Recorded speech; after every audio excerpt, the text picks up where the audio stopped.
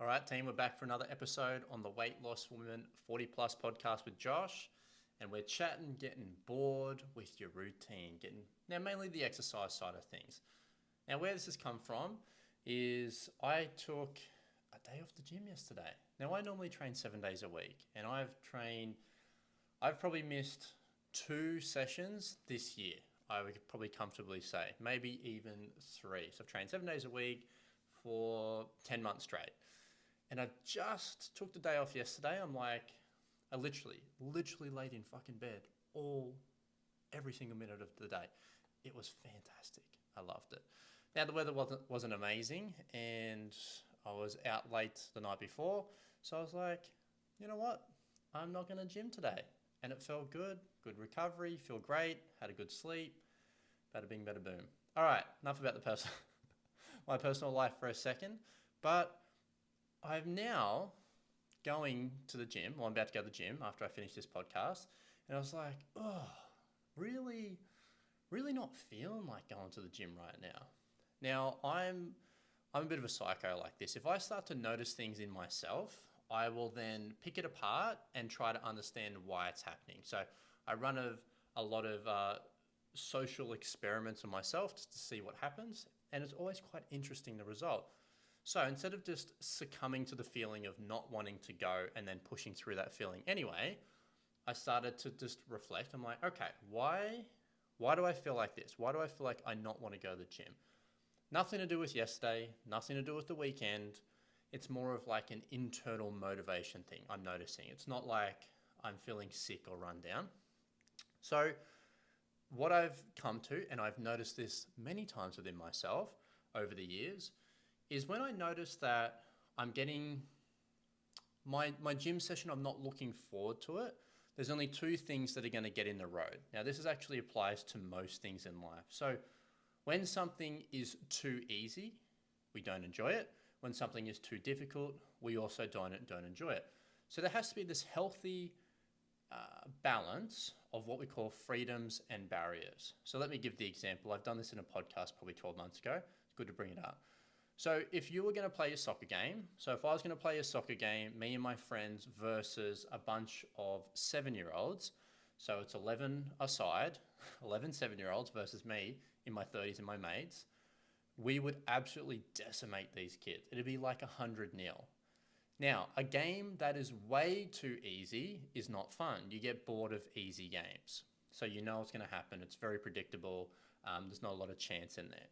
Same thing with everything in life. You get bored of things that are too easy. That's why we don't play those types of games. So that's one side of the coin. The other side of the coin is imagine me and my 10 other friends, 11 aside soccer, versus the Socceroos. We would get destroyed probably 100-0. Now that game would be far too difficult and we wouldn't enjoy it. So after that game, we wouldn't want to do it again because it is way too hard. So there's two variables to play with. So knowing that, I know the mechanics of, it's called the anatomy of a game. So I know the mechanics of that. I understand the motivational drivers and how they work within myself. So I was like, okay, what about my gym routine is either too easy or it's too difficult? At the moment, it's too easy. I've been doing the same routine for many months. I know the machines I'm going to use. I know the weights I'm going to use.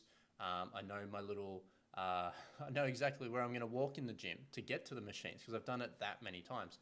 So now I'm not looking forward to doing it because it's way too predictable and it's too easy. I'm not getting a lot out of it. Like, yes, I can do it and grow muscle. Now, does that mean I have to go and change everything? I have to go change gyms. I have to go change. I have to go to Pilates or I have to try yoga. I have to literally change the full modality. No. So knowing that there's freedoms and barriers, all I have to do is make something a little bit more difficult. So I could change my routine, I could change the rep ranges that I use, I could change the structure, go from supersets to normal sets or giant sets. Now, that might be gym jargon that you might know, and it's outside the scope of today. But there's many things that you can do to change the actual workout without really changing the whole thing. Because we don't want to give up on the gym because gym's a really good thing. And this is what I noticed happens to a lot of people before they come clients. They're like, I've tried gyms, I've tried this, I've tried boot camps. I try things, I just get really bored of them. There's only two reasons people will get bored of something. It is either too easy or it is too hard. Now analyze yourself right now. What workouts have you done? Exercise. Some people really hate F45 because it's too difficult. Other people love it. It's because it's in the middle. Remember, the most enjoyable games that we play, and when I say games, I just mean everything. Relationships a game, work's a game, kids are a game, gym's a game. So like things that we, I guess, are in. Life is a game. So the games that we play, if they're too easy or too hard, we don't like them. But if they're in the middle, we love them. We love games that are just in the middle. Got a little bit of buffer room. Not too easy, not too hard, just challenging enough, but not enough to be putting you off doing it. So this is where exercise, when you find that sweet spot, you're doing really, really, really well. So what I'm going to go, when I do go to the gym today, I'm going to change my workout. And I'm going to change the reps and the structure. I'm going to still go to the gym. It's going to be for the same amount of time. I'm just changing what I do within there. Very simple. Now this could be applied to work. Is your work, you've been doing it for 20 years, is it so easy that it's boring? Or day one at a new job, it is so fucking hard that you don't want to do it anymore. Or this might be when people go to uni, like, oh my God, this is really difficult, and they drop out. So if we play games where we kind of sit in the middle between too easy and too hard, we get enjoyment and satisfaction out of it. So next time you're like, oh, I'm really bored of my workouts or my routine, think of which dynamic are you playing with. And this will solve a lot of problems. So you don't have to go change the whole thing just to get a little bit of excitement. You can just change parts of it to maybe make it a little bit easier or harder to do. And you will find you start to enjoy it again. So now I'm talking about this right now. I'm already starting to look forward to going to the gym because I'm like, okay, what can I do? I can get a bit creative. I can change something. I can do something different. And now that's bringing a little bit of mystery and anticipation back into something that was starting to fizzle over the last kind of week or so. Very simple. Now, this is the power of good coaching. Like a good coach will understand the mechanics behind motivation, behind people, what drives them, what doesn't drive them, rather than giving you just a simple fucking meal plan. Hey, just go do this meal plan. Hey, just go do this workout. Like if you don't understand the foundations of these things, you can never really build on top of them. And you're forever looking for the next diet. You're looking for the next trend. You're looking for the next fad, the next workout, the next F45, the next BFT, the next insert next thing, because you think that you're just bored and you need to do something different. But doing something different is never usually the answer for long-term success. It's about manipulating the variables of the current thing that's already working. So if the current thing's working, we don't want to fuck with it so much that we're trying something totally different and it doesn't work. And this is no different to business. It's no different to really anything in life.